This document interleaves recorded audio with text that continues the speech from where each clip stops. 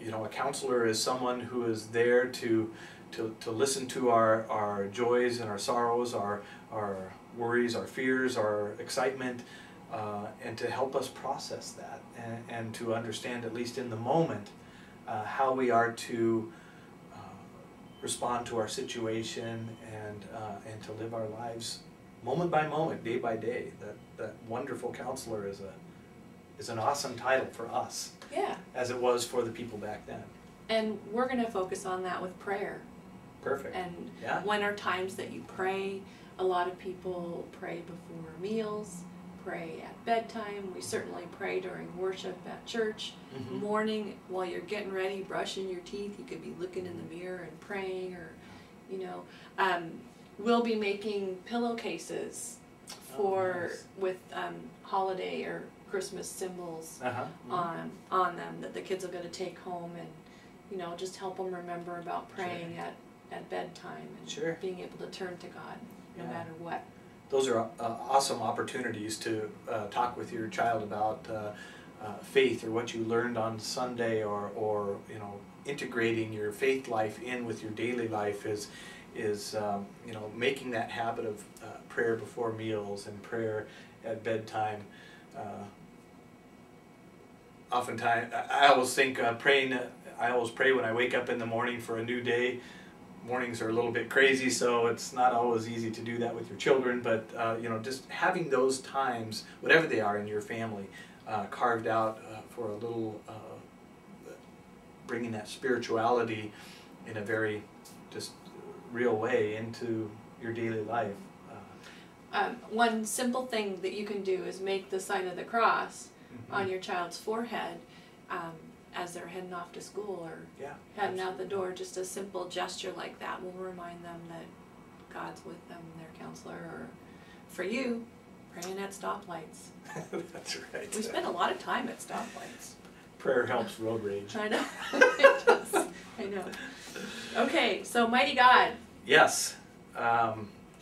Once again, just trusting that God really is God, and is ultimately in control, even when things seem to spin out of control in our lives.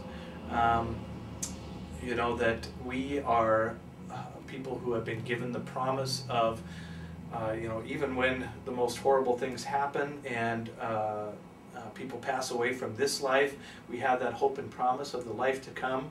But it's more than that. We have the hope and promise of a wonderful, exciting, fulfilling life now, with one another as a community of faith, in our family lives, in our society, that God really wants to and desires to be a part of all those aspects of life, from, as I already mentioned, from birth till we are born again in the life to come.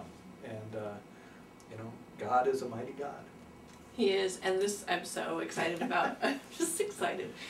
We're going to be making baked Alaskas. Oh, nice. I'm going to come for that rotation. Do you know what those are? Yeah, do you know what those are?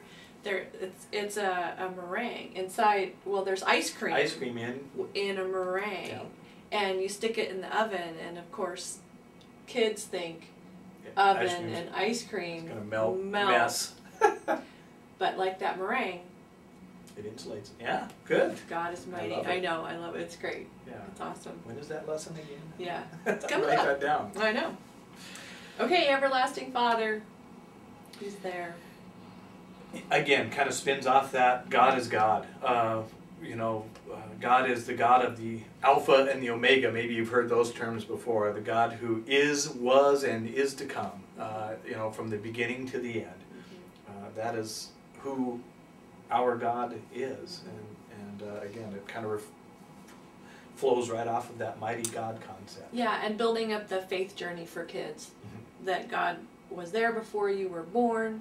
He's there as you're growing up. He'll be with you as you're an adult. You know, I was there to hear your morning cry. That's a great song that talks about the everlasting Father. And the other, just briefly, that everlasting Father, that whole idea of, you know, God is there throughout eternity.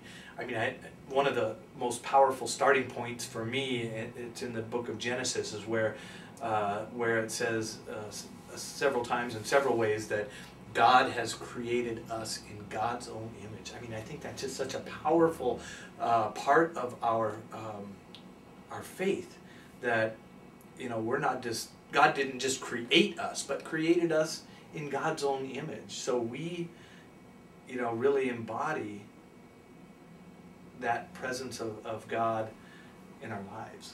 And then it's, of course, made manifest in the birth of the Christ child, in that Emmanuel, that God with us. I mean, it's not just a God that creates us and sends us on our way, but a God that is intimately involved in relationship with us. And that, of course, is shown to us in the Christmas story, Yeah. where, you know, God comes to us in this Little bundle. this little Christ child. Yeah. The Prince of Peace. The Prince of Peace. That leads us to the Prince of Peace. One of my most favorite images of Christ is the Prince of Peace, because I think it turns upside down. It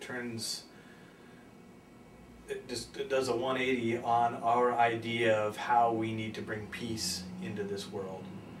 You know, too often we think that it needs to be by some forceful way, that we need to impose peace on the world. But Christ shows us a different way, that through those relationships, through charity and understanding, through lifting up everyone as having value and a place in the world and in God's kingdom, you know, that peace is a result of that. And loving and caring. Exactly. For others, kind of one person at a time. Yeah. You know, and each person you encounter in your life, you're going to have an effect on that person, whether it's passing by somebody in the mall, saying hi to them, or whether it's a member of your family or a member of your church community. Sure.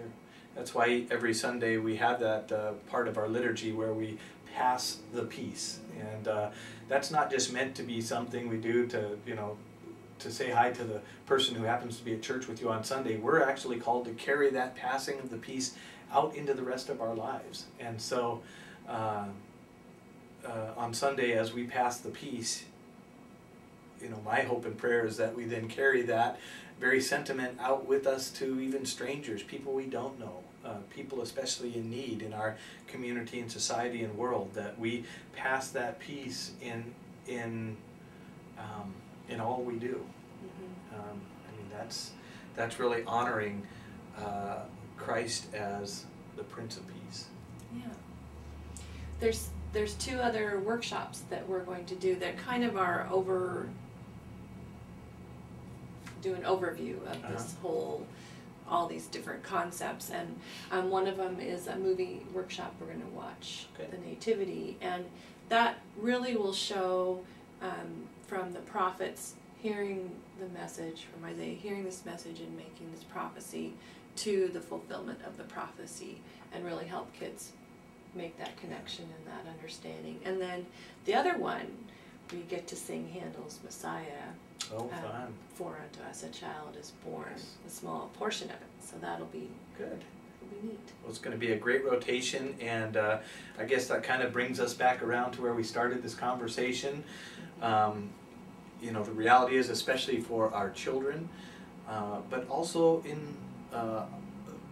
in all the circles of our lives, we are really called to be prophets of God. We are called to be the messengers of God, to bring God's message of acceptance and love and forgiveness and peace into the world. And so go forth and... Yeah, thank you for being involved in the life of a child. Absolutely. Be good prophets, and we'll see you in church. And Sunday school. And Sunday school. Amen.